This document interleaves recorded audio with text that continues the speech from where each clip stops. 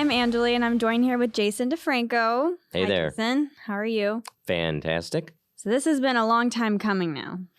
Yeah. Yeah. Do you mind explaining a little bit what happened, what's been going on? I mean, besides me getting sick for a month and putting off the start, let's see. We've had all kinds of things going on, all kinds of things in the different businesses going on that have been taking up lots of time, growing lots of people. So the idea of this has gone back a couple of years, but it's sort of been re-envisioned a couple of times. Mhm. And now we're finally here to talk about it. Yeah. I'm really excited. I think everyone here is really excited. We have Kali and Ram behind the camera helping us out. We have a lot to unpack today, so I just want to dive right in. So I want to first talk a little bit about our name here, A New Day, A New Shirt. We'll get into why this name in a few minutes. But Jason, I want to ask you, what shirt are you wearing right now? Well, I'm wearing A New Day, A New Shirt. What? Yeah, the shirt of the podcast. Yep. Do you want to explain just a little bit what this shirt means to you? I like funny shirts. I like sarcastic shirts. I like serious shirts. But I have a plethora of T-shirts with saying slogans on them. And I pick them fairly deliberately. Like at night, I will lay out what clothes I'm going to wear. And I get up in the morning. Sometimes I'm in a different mood. I'm like, hang on, I got to put that shirt away and get a different one out according to what kind of a day I'm going to have. And that kind of translated into people starting to sense what kind of a day it is at work. They see which shirt I'm wearing, and they're like, oh, careful, he's wearing that shirt. Or they're like, this is going to be a cool day. Yeah, and we're going to get into that in just a little bit, okay? But I want to get into who you are. You know, this all leads back, a new day, a new shirt. This is all going to lead back to who you are as a person, like you're kind of explaining right now. So I want you to tell the audience a bit about who you are, your little spiel, what you tell someone if you're walking and see them at a bar and you're like, hey, this is Jason, this is me. I did that last night, actually. Did you? Yep. I was sitting at a bar talking to a couple, and we started talking about business. And he's a businessman, and we shared ideas, and we got along really well. And his wife suddenly turned to me and she said, how do you know so much about business? And I'm like, I don't know. Funny you ask. I read voraciously. I've always got 3 books going at any given time. I listen to podcasts. I watch shows. And I ask questions. I spend time trying to figure out what works and what doesn't in a variety of settings. Not just my companies, but other companies too. So I came up in primarily one industry, but I bounced to a couple different times. And I was always fascinated by the dynamics of what makes a team work well. What makes an idea come to fruition? How do you translate from just having a good idea to having something that actually exists? And I kind of study that, and I study people. So I've got a variety of companies, and I try to make companies that do good things, that do things that help people. And I try to figure out there are the levers to pull of being efficient, being productive, being profitable, but there's more to it than that. There's having a cause, having a reason, having a why. And that translates into every day at work. So people have asked, why don't you write a book? Why don't you host a show? Why don't you do a thing? So this is again, something out of lots of people's urgings that I should share. And the common thread was that we can share stories. I love to tell stories. I love analogies. I love movies. I love books. And so I'm always relating something to a movie. And they're like, you should do that. You should just like teach lessons from movies. Like, hey, what'd you learn in Top Gun? You know, that kind of thing. And I said, who would listen to that? And got a resounding everybody. Lots of people like those kinds of ideas and learning methods. Yeah. And that's why we're delivering with this, right? All right. So I'm going to do a couple of rapid fire questions. We don't want to get too into, because this is what the podcast's for. We're going to get to all of these topics later on. So first, you were kind of talking about your businesses for a little bit. Would you describe yourself strictly a businessman? No, I think I guess I'm an entrepreneur because I keep opening new ones, but I think I'm more of a student of life. I think that I like learning about how things work and making them work better. All right. And would you say you're a family man? Well, yeah. 2 kids and a wife. I started much later in life. I mean, I'm up there for having a 6-year-old and a 13-year-old, but Which they're the cutest kids ever. I'm biased, but yeah. And I think it changes who you are when you're suddenly responsible for other people. And I thought I understood that because I had people that worked in companies for me, and I felt responsible for them and to them. But when you first look at a baby and realize you're it's scary, and it changes your priorities. You start thinking about things differently. And that was a cool experience. It still affects me every day. You're like, oh my God, this is my child. Yeah. I need to provide. All right. So we have a lot of success in your personal life, in your work life, just all aspects. What do you owe this success to? Do you think you did it on your own? Oh, God, no. No. In fact, in one of the companies, there's a whole wall with pictures of people that influenced our thinking and gave us ideas and helped us develop. I learned a lot from my dad. I had kind of a professional mentor for 10 years who was a very successful businessman and president of a very large company. And he taught me all kinds of things. I learn things anywhere I can. And it was at an industry meeting, God, probably 8 years ago now, where someone was there and I was asking them for advice on finding a mentor. And he said, let me think about it, because the person who had been my mentor had died. And I said, I really need that relationship. I need someone that I can bounce ideas off of and stuff. And this person was very well connected in the industry. And he said, let me think about it. And he came back the next day and said, I got good news and bad news. He said, the bad news is I can't think of anyone to be your mentor. He said, you know more about this industry than pretty much anybody I would suggest. And he says, and you operate at a different level than most of the people. So I don't think I can give you one. And I said, well, what the heck is the good news then? He says, I think you're on the other side of that formula now. He said, I think it's time for you to start looking for other people to mentor. And I was like, yeah, that is a bad answer. I don't like that at all. I was looking for someone to help me figure out the next steps. Instead, you're telling me how to go help other people. But I wasn't opposed to the idea. That wasn't what I was looking for. But I started doing it. And it was amazing. I learned more mentoring other people than I had learned in the last few years of having someone else as my mentor. And it was because initially that kind of a relationship, you learn a whole lot.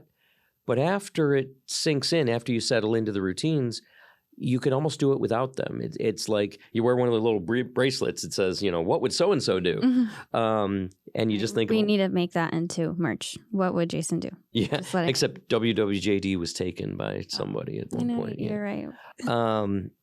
But I thought it was fascinating that I had gotten to the point where I could just imagine my mentor was there because I kind of knew what he would say. I'd gotten used to the kinds of answers he gave. So I could go through the process myself on some items, but doing it with someone new where I was the mentor, it was totally unscripted and it was totally new. And I learned all kinds of cool things. It was a huge growth experience for me starting to mentor other people. Yeah, I think that's a surreal moment because whenever you look up to someone, I know for me, for you, for example, if I look up to you, say, wow, this person has reached this height in their career. I wonder what it's like when I get there. And now you're there. You're at that point in your career. Yeah. So it's like, okay, what now? Yeah, you get a little bit of that imposter syndrome kind of thing. Like, wait a minute, I'm in charge of all this? Oh, wow.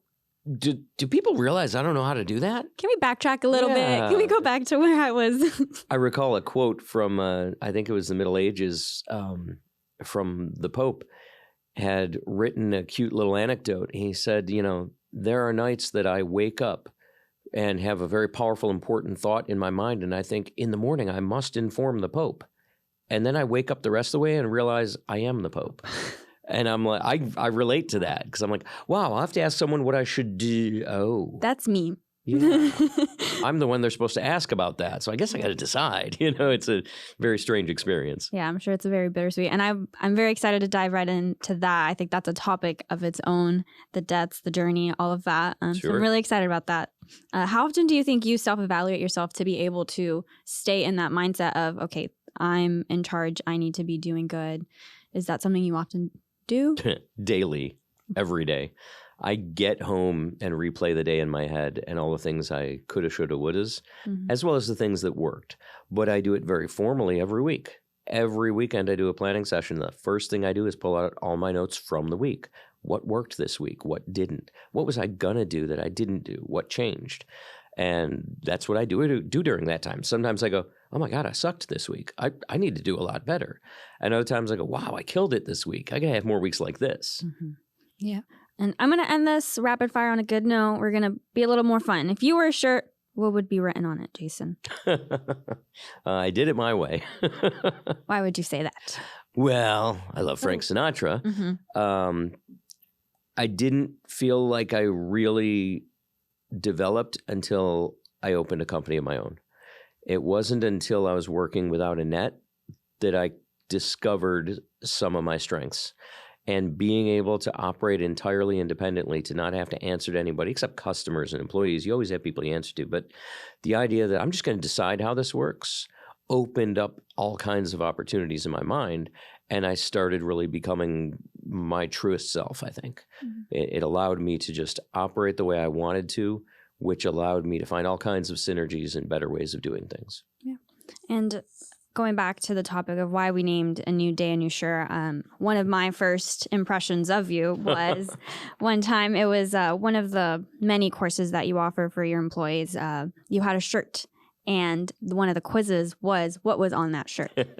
And I just remember everyone talking about, oh, no, I missed it, or, oh, I knew it. And then in that moment, I was like, wow, this is something that you do often. This is something that people are noticing, that you can connect something so small, insignificant, a shirt, to a bigger meaning. And that's why this is like a new day, a new shirt. It's going to be a new day. It's going to be a new shirt. We're going to. So yeah, I just wanted to share that little story time. So that's cool. We've talked about why we named this, who you are. Now let's talk a little bit more scientifically, the studies that have gone on with shirts. So studies show that clothes can affect your mood or your day. Have you noticed that to be true in your life? Absolutely. I use it to set the tone for myself in the morning. Mm-hmm. Yeah, I think this morning I knew we were going to do this. I woke up a little extra earlier and I was like, okay, I need to take the time, pick out my outfit, pick out what I'm going to wear, and it makes you feel better, makes you look better. You look great, by the way. Thank you, Jason. You look great too. I really like that shirt. I did it. Our team did it. How do you use your shirts in your power? How do you... Having it on is a constant reminder. There's kind of a two-part thing. One is it's a uniform. It's put on with intention. When I go home, I don't leave even though it's a T-shirt lots of times, I don't keep the T-shirt on when I get home. Mm-hmm. I change into a different T-shirt because I'm at home now. It's been shown that kids that go to schools that have uniforms perform significantly better and have significantly fewer behavioral issues. Now, maybe that's just that better schools require uniforms or something, but I think there's something about putting on a uniform for a purpose, mm-hmm. whether it's a soldier, whether it's a first responder. If you have a uniform that you wear, that is kind of your identity for that period of time. So I put on a shirt that says, find a way, face the challenge. And I know today's about endurance. It doesn't matter what happens during that day. I'm going to keep seeing the shirt. I'm going to look down and see it. Mm-hmm. I'm going to be looking in the mirror in the bathroom and see the shirt. I'm going to be seeing it all the time. And other people are going to be making comments about it, reminding me that I've got it on. So it helps keep a theme to the day. Mm-hmm. If that makes sense. Yeah, that makes sense. So we're talking a little bit now about work and personal relationship and the boundaries. So would you argue that you need a different uniform for different aspects of your life? Could you, like you're saying, a soldier, you think a soldier could keep that uniform on even in his personal life? Or I know for me, there's a key for me about authenticity. I have to be the same person wherever I am. Mm-hmm. It doesn't matter if I'm out socially or at work or talking to a police officer or a dancer. It doesn't matter. I'm the same person to everybody. But what my focus is during a certain time will change. I mean, you get dressed up when you go to a party usually. Mm-hmm. That's because you're in party mode, and it's the same for me. I'm putting on the shirt for my intentionality about my day at work. When I'm done with the day at work, I change the shirt because now I'm in a different mode. Even if it's just taking one T-shirt off, putting another T-shirt on, it seems silly, but it tells me I have changed modes now. Now I have a different focus. Now I'm focused on family, or I'm focused on recreation or whatever. Well, speaking on focused, let's talk about what we're going to focus on in this podcast. Okay. So in this podcast, we're going to focus on self-improvement tips, career advice. We're going to discuss topics. We'll bring out different guests. We're going to intertwine your favorite pop culture moments Jason loves. anything to do with Star Wars, Marvel, all that good stuff. So we're excited to bring that in here. So just be prepared for a lot of new and exciting topics that we're going to cover. Jason has a lot to share, and we're extremely excited. That's going to wrap up the podcast for today. Thank you, Jason, for being here. Thank you. Thank you to everyone listening. Thanks, Ram and Kali, for being behind the camera. If you wanted to leave the audience with anything to take away from this episode, what would it be? Come back. We're going to do a lot of fun stuff. All right. So tune in next week. We're going to be discussing the truth about opening your own business.